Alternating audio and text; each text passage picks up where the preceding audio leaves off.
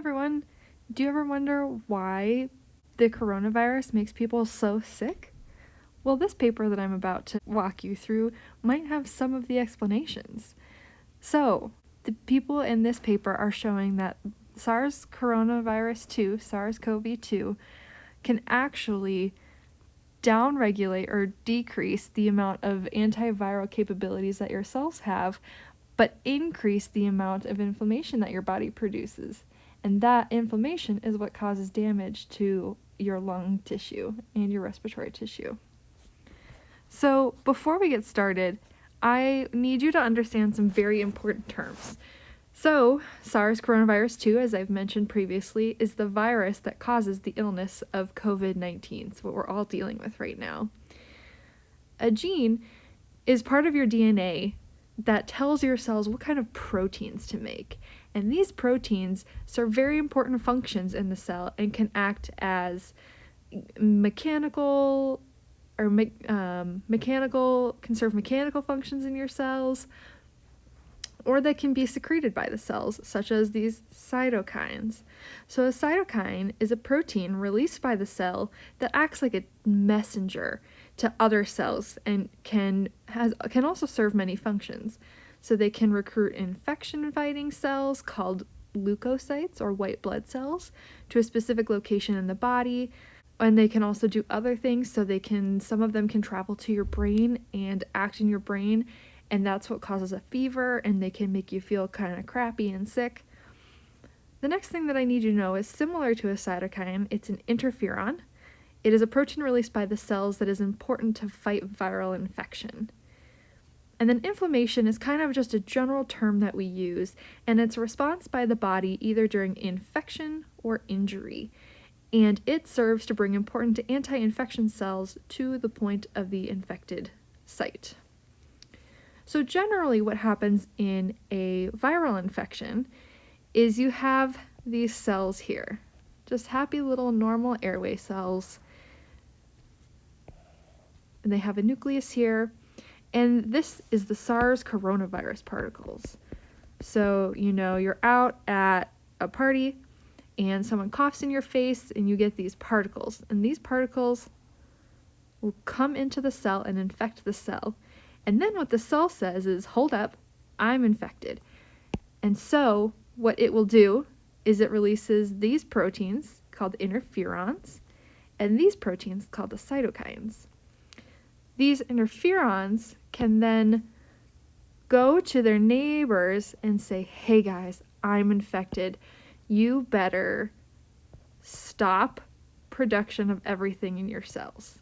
So put on the brakes, stop growing for just a second, because we don't want the viruses to be able to grow inside of you. And then what the cytokines do is these cytokines recruit infection-fighting cells. And some of these cells are angry cells that can release other proteins and other chemicals to the cells and kill the viral infected cells. And that's normally how your body takes care of virally infected cells. So now that we kind of have that framework down, I kind of want to just talk to you briefly about what the folks in this paper did to show you that the SARS-CoV-2 can decrease these interferons, so it decreases viral clearance, or it allows the virus to live in cells a little bit longer, but totally ramps up these cytokines to recruit more infection-killing cells. So what happened here in this paper is these authors took upper respiratory cells from infected ferrets and cells from tissues of both a healthy individual, seen here, and a deceased person here who had coronavirus 19. So I'm showing you here that they're taking these cells, and then what they're looking at is they're looking at what genes, so remember I said genes are part of your DNA that tell your cells what to do, what genes are either increased or decreased when infected with SARS-CoV-2. And what these guys found is that in patients and ferrets infected with SARS-CoV-2, we see a decrease in the interferons produced by the cell. So this translates into a decreased ability to clear the virus. So the virus is living in these cells longer, and an increase in the cytokine profile, meaning we get increased movement of the immune cells into the lungs, and thus more damage to the lung tissue. And what happens when we damage lung tissue is we decrease its ability to put oxygen into our lungs. And so that means that we have trouble breathing, and that's no good. And then also increased inflammation. And what this can translate into a bunch of different things. So part of inflammation are cytokines, and this can lead to, that fever, the aches and pains, and it can also lead to other whole body diseases that can be very bad for us. Here's kind of what this means in our schematic earlier, right? So here we have our cells, our little airway cells hanging out. That person at the party sneezes on you, and your cells get infected with the virus.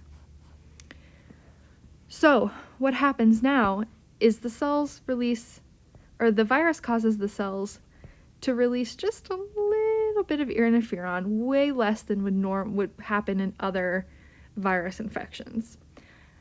And then it also causes the cells to increase loads of cytokines.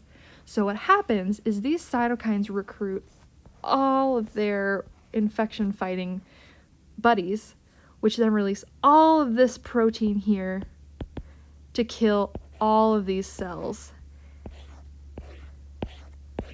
So you get lung damage. So the overproduction of these cytokines here can lead to a whole bunch of dysregulation in the body, which can cause some pretty serious disease, such as increased heart rate and breathing difficulties, high fever, and other things that can make us super sick and generally are not really helpful to us. So great, now that we understand that, why is this so important? So you might think that the viral infection is what's causing the issue, and so we should only focus on getting rid of the virus. But what actually might be important is treatments from here on out might need to focus more on getting rid of the inflammation and maybe decreasing the cytokines rather than necessarily getting rid of the virus first. So I hope that it makes sense to you. And please make sure to check out the paper, which is in the bio down below. And it's going to go more in depth on what I talked about here. Great.